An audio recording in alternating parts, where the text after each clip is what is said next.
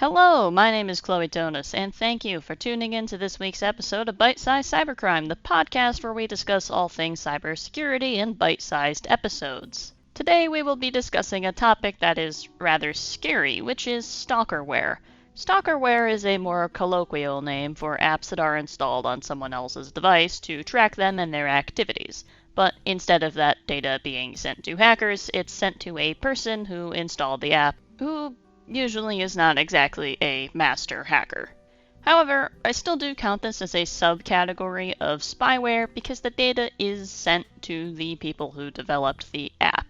It's not installed voluntarily by the victim, but it is installed on purpose by someone looking to spy on them. That is what I think differentiates spyware from stalkerware. I think stalkerware is a subcategory, but stalkerware is installed on purpose, and spyware typically is not.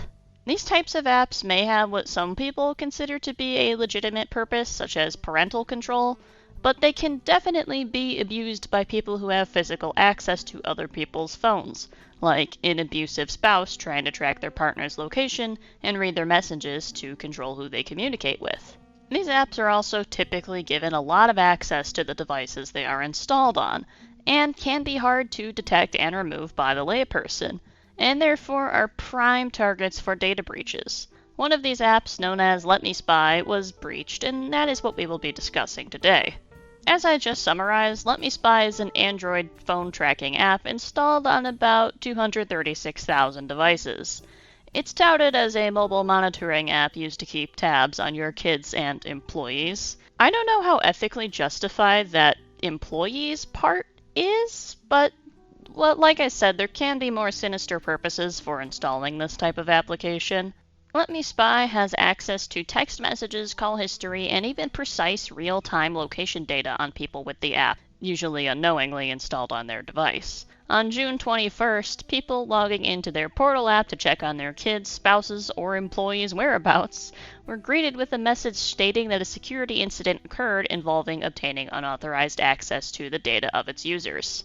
I would argue that the entire point of the whole app is to obtain unauthorized access to the data of its users, because it's a subset of spyware. That's what it does. Of course, LetMeSpy's definition of unauthorized access to the data of its users is a third party breaching them. Wow, I can't imagine a third party viewing the data that you're trying to send privately. That must be so terrible for them. I feel so bad. But, of course, the victims who don't know they have this app on their phone are the ones most affected because it's their data that is primarily being collected. Whoever hacked LetMeSpy had obtained email addresses, phone numbers, and the content of messages collected. A Polish security research blog, LetMeSpy, I apologize to the Polish if I pronounced that wrong, I tried, first reported the breach and even reached out to LetMeSpy for a comment. However, what's interesting is that although they got a response, it wasn't from the actual creators of the app, but the hackers. This suggests that one of the employees was likely compromised, or the entire domain was seized. The hacker claimed they deleted the LetMeSpy databases that were stored on the server, however, leaked copies appeared on the internet rather quickly. A different group known as DDoS Secrets is part of the S though, which indexes leaked datasets in the public interest, shared this database with TechCrunch, which is one of my sources, but is limiting the spread of this leak due to the amount of very, very personally identifiable information in it. When TechCrunch reviewed the leaked data, it was years and years of text and call data, going back to 2013, which was 10 years ago now, and of course IP addresses associated with that data. I would like to emphasize that all of this text data was in human-readable format. You could go through these people's personal messages, years of them, and just read them. The database also contained over 13,000 location data points for several thousand victims.